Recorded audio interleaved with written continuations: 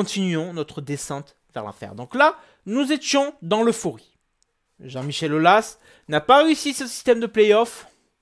Et on est qualifié. Mais on est qualifié en Champions League. Et c'est là qu'une rumeur datant de 2014 remonte à la surface. Elle remonte, hein. Tout simplement celle du rachat de l'Olympique de Marseille par Al-Walid Ben Talal, qui apparemment est un milliardaire saoudien qui serait intéressé par l'OM. Donc, c'est un petit peu la corde raide tendue, parce que tantôt disent oui, il est intéressé, et d'autres disent ouais, mais il en a strictement rien à faire de l'OM, c'est juste des rumeurs. Et honnêtement, c'est des rumeurs. Il n'y a rien qui se fait. À part les rumeurs comme quoi il aurait fait une offre de 250 millions à McCourt. 250 millions, c'est bon pour vous? À McCourt, le propriétaire de l'OM, que ce bouffeur de Big Mac, que l'Américain aurait tout simplement refusé. Frérot, ton club est dans la panade. Ton club est dans la panade. Même, c'est sûr, ça te fait de l'argent. Il brasse du business. En fait, là, McCourt, il n'est pas là pour le foot. Il est américain. Les Américains, le foot, c'est pas leur priorité. Eux, ils ont le baseball, ils ont le football américain. Là, c'est juste une machine à business. Mais frérot, je sais pas, moi. Alors, c'est sûr. C'est sûr que c'est un petit peu l'hypocrisie. Ça fait je ne sais combien d'années que depuis que le Qatar est arrivé à Paris, qu'on dit aux Parisiens, ouais, de toute façon, vous, votre club, c'est un club qui ne pense qu'à l'argent. Alors c'est sûr que là, si les Saoudiens arrivent à Marseille, alors là, on sera au même niveau que Paris. Alors c'est sûr, ça fait rêver. Messi à l'OM, Mahrez, Son, Kane, Dembélé, plein de superstars comme ça. Mais ça ne se fera jamais. Et enfin, ne jamais dire jamais, bien sûr. Mais tout simplement, c'est vraiment des grosses rumeurs. Tout simplement parce que le conseiller de... enfin, c'est pas vraiment un conseiller, c'est un banquier d'affaires de Al-Walid Ben Talal aurait fait des démarches auprès de McCourt pour vendre le club. Et McCourt aurait dit non, le club n'est pas à vendre. Ok. Sauf que c'est des rumeurs qui reviennent depuis 2014, tous les mois. Enfin, tous les mois. Je me trompe. Toutes les années. Ça revient toutes les années. Et on en vient même à se demander, est-ce qu'à un moment, le club va être acheté? Et à un moment, on est même dans le truc de se dire, on veut qu'il soit racheté. On veut que Hérault dégage. Parce que même si McCourt, il a investi de l'argent dedans, ok. Mais il fait pas attention au club. Je sais pas, tu peux pas tout simplement posséder quelque chose et puis ne pas te rendre compte que ça prend l'eau. Parce qu'il y a des personnes incompétentes à la direction. On y reviendra encore après à la direction. Mais voilà, simplement, donc, grosse rumeur qui est arrivée et qui a un petit peu tout projeté, à savoir l'Olympique de Marseille et ses institutions, dans l'abysse. Donc, on arrive après que la vague des rumeurs soit passée. Bien sûr, il y en a toujours des personnes qui en parlent, mais c'est moins présent.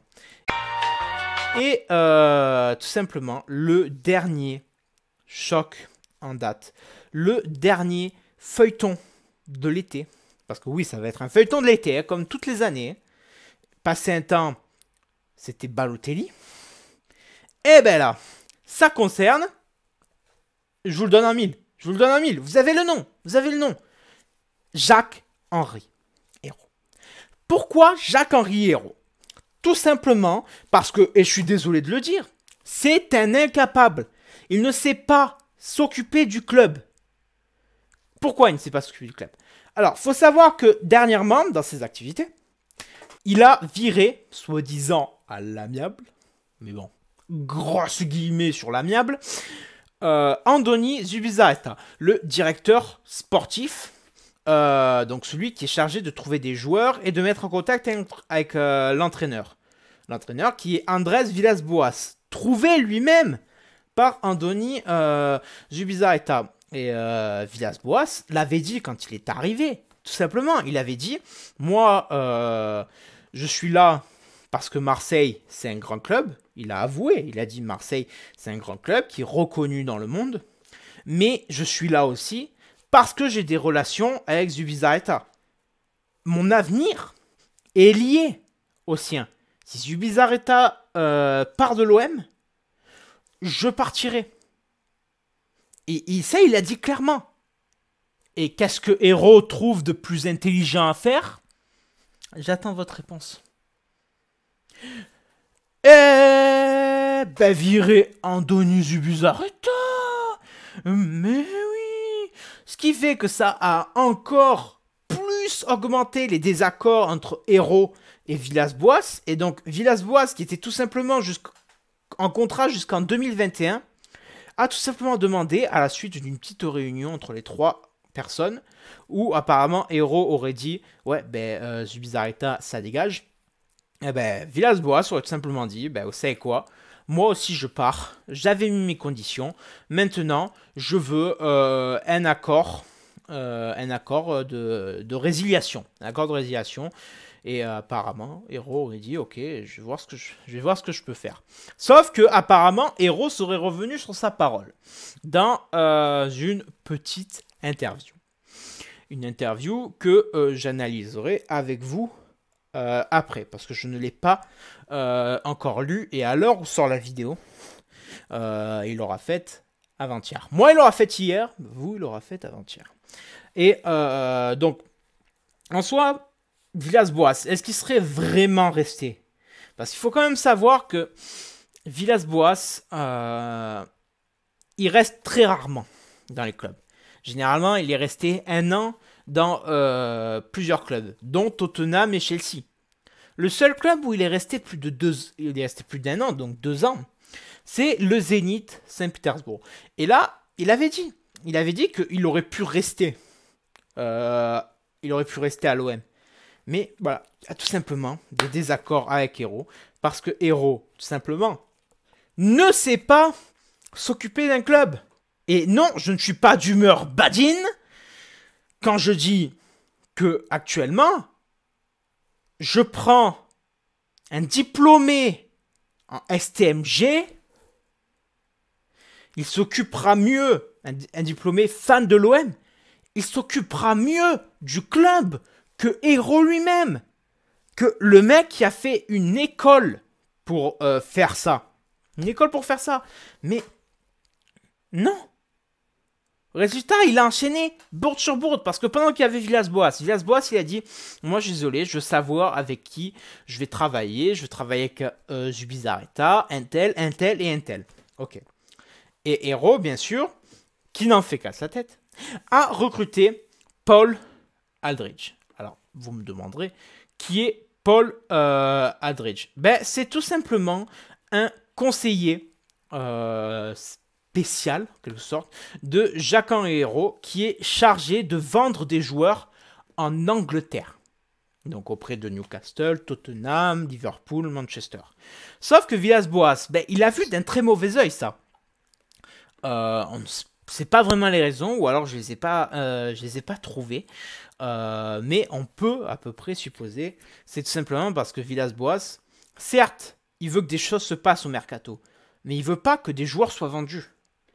Il veut que des joueurs soient achetés pour étoffer l'effectif, parce qu'actuellement, je veux dire, certes, tu as des jeunes sur le banc, mais frérot, les jeunes, tu peux pas les faire jouer. On va jouer à la Champions League. Tu peux pas les faire jouer face au Real. Alors c'est sûr, peut-être qu'ils feront un très bon travail. Mais je veux dire, envoyer Perrin ou d'autres face au Real, face au Barça, face à Liverpool, c'est limite les prendre et les jeter à la poubelle, quoi. c'est impossible. Et c'est cette garantie que Villas-Boas voulait. Il voulait que des choses bougent au mercato. Pas qu'il y ait que des ventes, mais qu'il y ait aussi des achats. Et là, le fait que, sans lui en parler, Hero recrute Paul Aldridge pour tout simplement vendre des joueurs en Angleterre, ça n'a pas vraiment aidé à baisser la tension entre les deux. Donc ça fait que Villas-Boas a de fortes chances de quitter définitivement l'Olympique de Marseille. Donc comme s'affiche devant vous une capture d'écran de l'Instagram de Villas-Boas, il remercie tout simplement Marseille. Donc certes, au début on aurait pu croire un merci Marseille pour ce que vous faites et on va continuer. Mais avec ce qui se passe en ce moment, je pense que c'est plutôt du merci Marseille pour tout ce que vous avez fait, pour votre soutien. Mais je m'en vais. De plus, sur tous les réseaux, il a retiré les mentions de l'OM. C'est-à-dire que s'il avait marqué entraîneur de l'OM, tout ça, il a retiré. Donc est-ce que c'est simplement un petit coup de pression pour dire, bah voilà, moi, si j'ai pas ce que je veux, je pars. À voir, mais il y a de fortes chances. Et donc là, je viens de regarder actuellement, parce que bon, j'ai quand même les informations, j'ai quand même des informations à côté en même temps, des articles, tout ça. Et donc Villas-Boas avait bien annoncé vouloir un renfort de l'équipe au mercato, donc bien un renfort et pas des ventes, donc ça fait quand même un petit lien avec Paul Aldridge. Mais malheureusement, l'OM est déficitaire de 300 millions, il me semble. 300 millions, c'est beaucoup quand même. Mais le fair play financier, il donnera quasiment rien à l'Olympique de Marseille. La seule chose sur laquelle on peut compter, c'est les droits TV, les contrats des droits TV, et les sous de la Champions League. C'est tout. Pour renflouer un petit peu. Mais je veux dire, 300 millions. 300 millions à renflouer. C'est énorme. Genre, c'est comme si toi, tu devais 300 euros à ta banque. À un moment, tu es comme ça, tu es frérot. Tu fais comment pour les payer, bon, les 300 millions d'euros? Il faut forcément vendre des joueurs. Et il ne faut pas en acheter derrière. Donc, c'est la grosse impasse. Et le club est en train de couler. Et c'est pour ça que depuis tout à l'heure, je dis qu'actuellement, on a une direction d'incapable. Parce que bon, McCourt, je peux rien dire. McCourt, lui, il est aux États-Unis. C'est limite, il vient juste au club pour faire ses petits business. Ça passe. Mais Hérault. Jacques-Henri Hérault. Et c'est là que, dans un sens, j'aimerais bien avoir un président de la trempe d'Aulas à l'OM. Pas Jean-Michel Aulas, mais un président de la même trempe qui se donne à fond, qui est prêt à envoyer un document de 23 pages pour sauver son équipe. Non, au lieu de sortir des phrases en conférence. « Oh, vous êtes un peu d'humeur badine, dis donc. Oh, frérot, fais quelque chose. Fais quelque chose. Ça commence à m'énerver de cette situation. » Et simplement, comme là, même là, comme le tweet qui vous apparaît à l'écran, nous les supporters, on n'en peut plus de cette situation. On n'a pas envie que Villas-Boas il parte. Nous, si Hérault il pouvait partir et Villas-Boas restait, mais on signe direct. Même s'il faut donner quasiment tout ce qu'on a, c'est notre souhait. Mais bon, qu'est-ce que tu veux? On vit dans un monde où le choix des gens n'a plus trop d'importance. Mais donc, Jacques-Henri...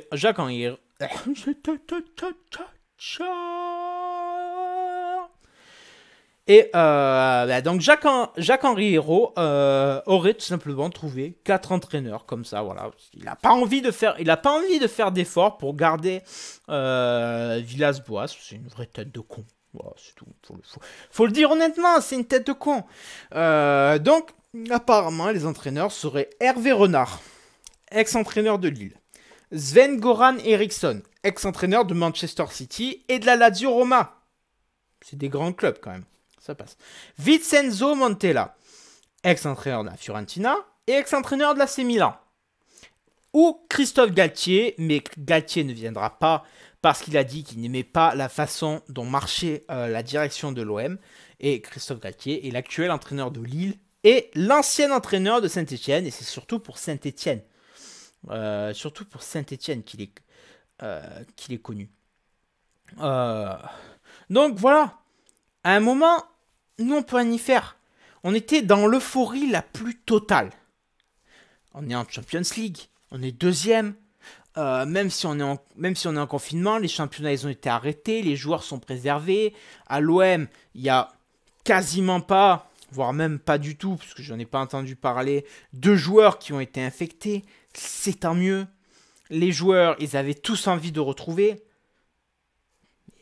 Là, je comprendrais. Hein. Honnêtement, je comprendrais que les joueurs ils viennent et ils disent non, désolé, nous on joue pas, c'est terminé. On a un entraîneur qui mène une équipe qui est partie de rien. Comme c'est que tu arrivé dans une maison, c'était dégueulasse. Ok ? La maison, elle est dégueulasse. Elle est sale de bout en bout.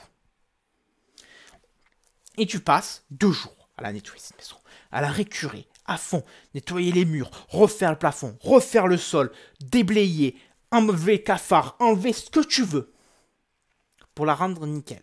Ben, c'est exactement ce que Villas-Boas il a fait. Il a pris une poubelle, une semi-poubelle, et il l'a transformé en un grand de Ligue 1. Et avec lui, à ses côtés, on aurait peut-être même pu, l'année prochaine, concurrencer Paris. Peut-être pas en Champions League. Attention, je ne suis pas en train de dire que nous allons gagner la Champions League. Honnêtement, je l'aimerais. Hein. Honnêtement, c'est mon rêve. Hein. Avoir une 2e étoile sur le maillot, c'est mon rêve. Hein.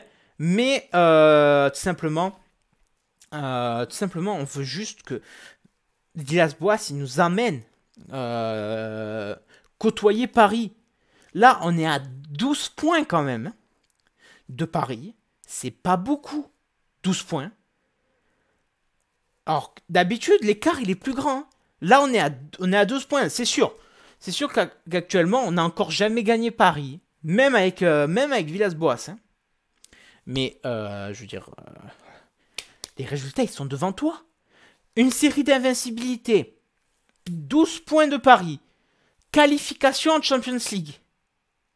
Et ça te donne pas envie de faire des efforts?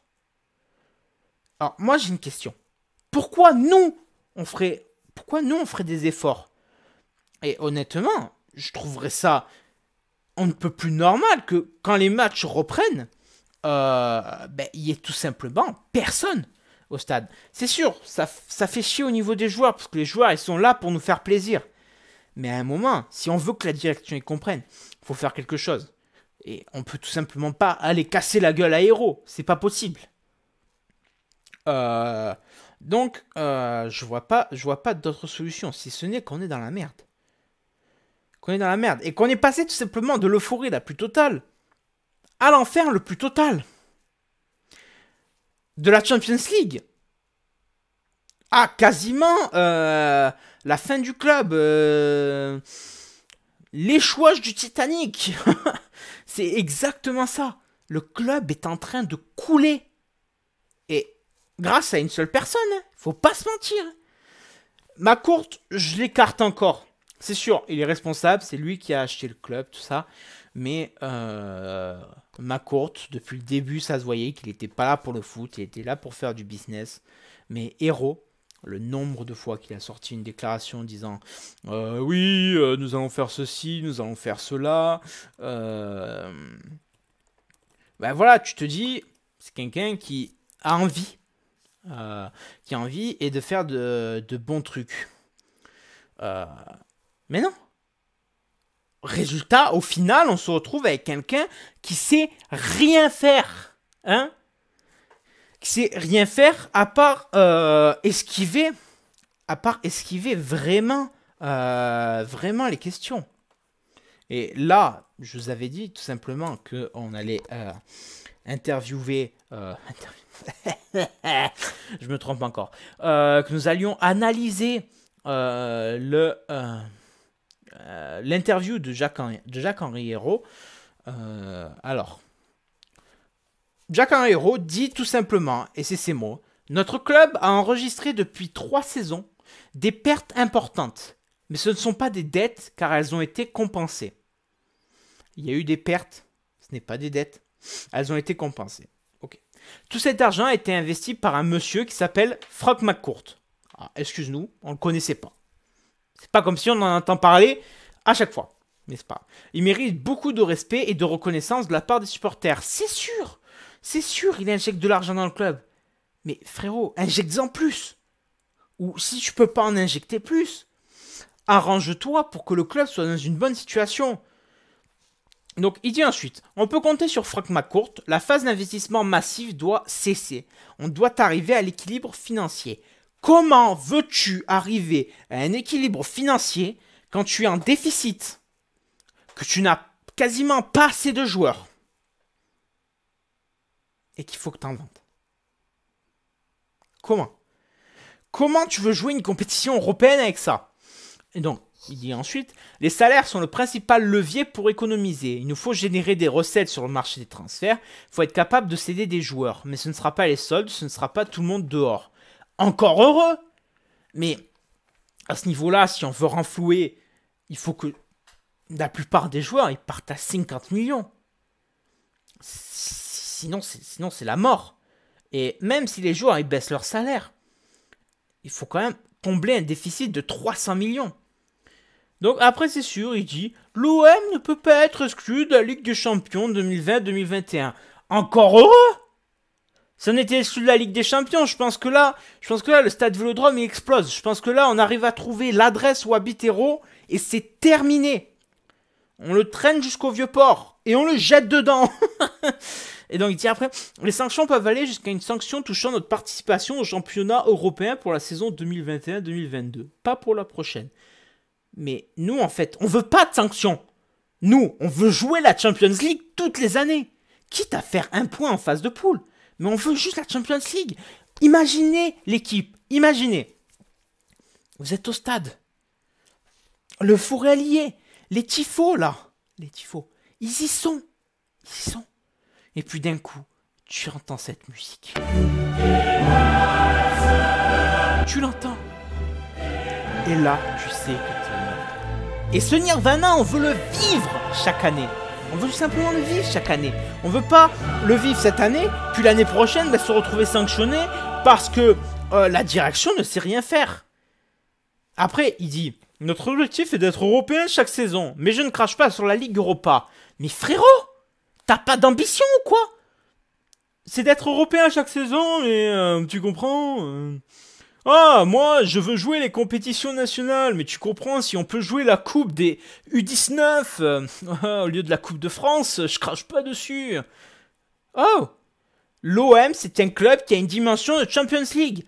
On n'est pas fait pour jouer la Ligue Europa. Alors, attention, hein, je dis pas, la Ligue Europa, c'est très respectable. Hein, et Rennes, tout ça, c'est des équipes très respectables. Mais l'OM, ça a toujours été la Champions League. On a toujours été la seule étoile de France. Seul à l'avoir gagné en 1993. L'OM, c'est un club qui a une dimension pour la Champions League, qui est connue dans le monde entier. Et là, je pense que c'est tout simplement le moment de montrer qui on est, nous, les Marseillais, les supporters marseillais. Je veux tout simplement que, par exemple, le Barça, s'ils viennent jouer, que Messi regarde autour de lui et il voit les tifos, il voit les supporters, ils ressentent la passion. Mais voilà, on en revient encore au fait d'une direction incompétente. Et alors là, il termine sa petite interview. Bon, c'est juste un résumé, hein, mais en disant, il faut être confiant. Mais si on est sanctionné, on ne serait pas le premier club à l'être. Oh, bah c'est ballot, ça. C'est comme si tu te fais arrêter. Bonjour, monsieur, vous avez été arrêté en excès de vitesse à 400 km/h. Ah, excusez-moi de ça, c'est pas grave. Comment ça, c'est pas grave? Oh, vous savez, je suis pas le premier à être sanctionné pour excès de vitesse. On veut pas être sanctionné. Fais quelque chose, là. Ta grand-mère. Fais quelque chose. Oh, putain. Oh, putain, je pense que cette vidéo-là, c'est celle qui m'a mis le plus à l'épreuve. J'ai quasiment plus de voix, là. Donc voilà, tout simplement, c'est sur ça que je vais finir parce que voilà, plus rien d'autre à dire. J'ai abordé tous les points que j'avais à aborder.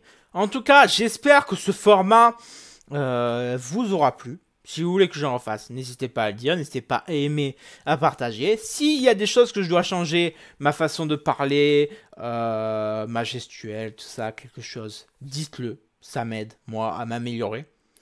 Désolé pour des fois les petits... Ils sont où là quand je fais ça? Ah putain, ils sont plus là. Ah putain, ils apparaissent aléatoirement. Pour les petits bugs ici au-dessus, là, c'est tout simplement le fond vert qui n'a pas assez de luminosité. Mais voilà, en tout cas, j'espère que ça vous aura plu. Je vous souhaite à tous une bonne fin de week-end ou une bonne semaine, selon quand vous voyez la vidéo. Et je vous dis ciao à tous. Et rappelez-vous, l'OM est en Champions League.